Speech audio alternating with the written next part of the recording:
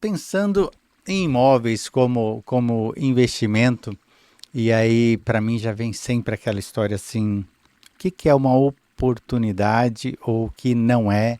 Eu lembro do meu avô que era pedreiro, aí construiu uma casinha, vivia de aluguel, com o valor do aluguel construiu uma segunda casinha, depois construiu a terceira casinha, e no final da vida a sua aposentadoria era o aluguel de 3 imóveis. Década de 60, você não era nem nascida. Mas a lógica é, e agora? O- Ainda dá para acreditar no tijolo? Como é que funciona essa história? Conta um pouquinho da sua experiência. Eu vou numa linha bem específica do mercado imobiliário, que é o mercado de leilão de imóvel. Então, no leilão, a gente tem um desconto inerente ali ao negócio. Então, a gente consegue comprar um imóvel com um desconto ali de 40%, 50% do que ele vale no mercado tradicional. E aí, dentro dessa estratégia, tem quem prefira fazer algo semelhante ao seu avô, que é montar uma carteira de locação para ter ali a chamada renda passiva mensal. Eu não sei se eu concordo muito com aluguel como renda passiva, porque você sempre vai ter um trabalho ali inerente, ainda que seja pouco, né? Você precisa ter um trabalho ali ativo.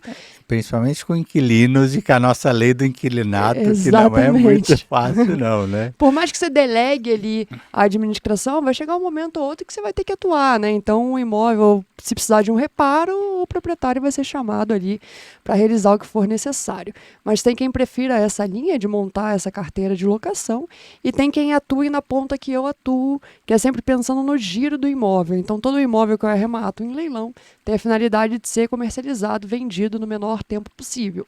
Então, arremato ele com desconto e depois vendo ali próximo ao mercado tradicional. Por que próximo? Porque dentro da minha estratégia, por exemplo, eu gosto de colocar um desconto em relação à média de mercado para acelerar a venda, já que liquidez também está muito vinculado ao preço que a gente comercializa qualquer bem. Então, são essas estratégias aí que eu utilizo, então sempre visando comprar o imóvel com desconto para depois ganhar ali com a venda. E aí, pensando no ciclo do mercado imobiliário, né, independente de ser leilão ou no caso do seu avô, que vai um imóvel após o outro, a gente sempre pensa nessa caminhada ali de um imóvel após o outro para ir multiplicando o patrimônio ao longo do tempo.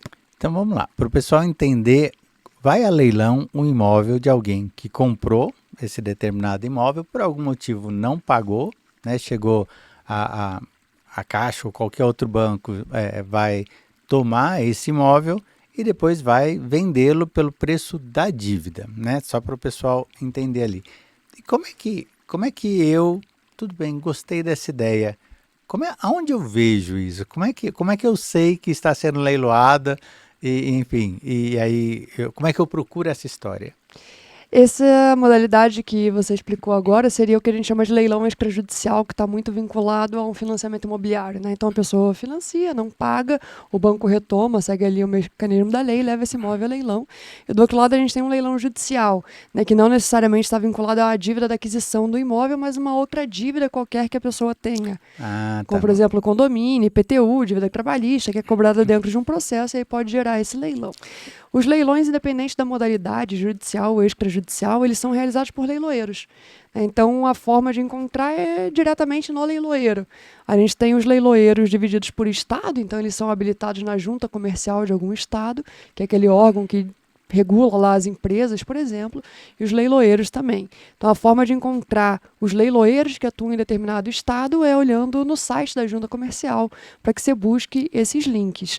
E aí, individualmente, você pode pesquisar lá dentro do site de cada leiloeiro.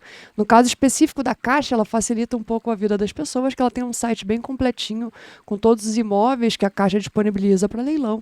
E aí lá, ela nomeia quem é o leiloeiro responsável por aquela oportunidade. Então, ali na Caixa, a gente consegue, de uma forma centralizada, olhar diretamente no site dela.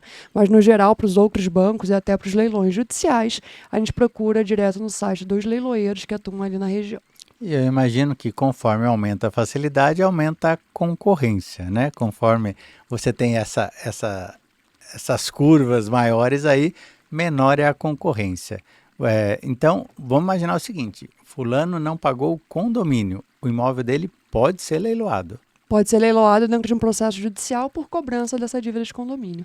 E aí eu preciso encontrar isso dentro de um sistema da junta comercial de cada cidade, de cada estado? Como é que A junta comercial, ela é por estado, né? Então, dentro da junta comercial de cada estado, você consegue encontrar os leiloeiros que são habilitados para realizar leilão ali naquele estado.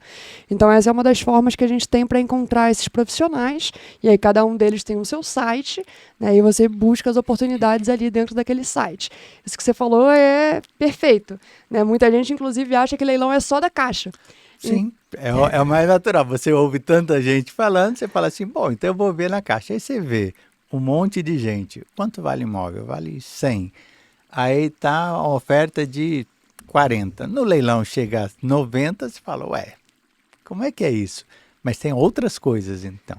Tem várias outras oportunidades para além da Caixa, né? Então é importante que a pessoa que ela quer entrar no mercado ali para ser investidora, que ela consiga entender o todo do mercado para que ela consiga aproveitar qualquer oportunidade, independente de quem seja o credor que está vendendo aquele imóvel, né? Se é Caixa ou qualquer outro banco, ou se é um leilão judicial, independente da dívida que seja, se você sabe a lógica ali do que você analisa, você consegue participar e ampliar o seu leque para qualquer oportunidade. E a lógica de um leilão é que o imóvel vá à venda pelo valor da dívida. Nos leilões extrajudiciais, que são os chamados leilão de banco, sim.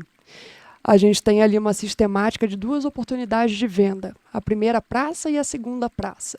Na primeira praça, no leilão extrajudicial, por exemplo, a gente tem o valor de avaliação que consta no contrato ou o valor que a prefeitura atribui para aquele imóvel. O que for maior entre os dois é o lance mínimo ali da primeira praça.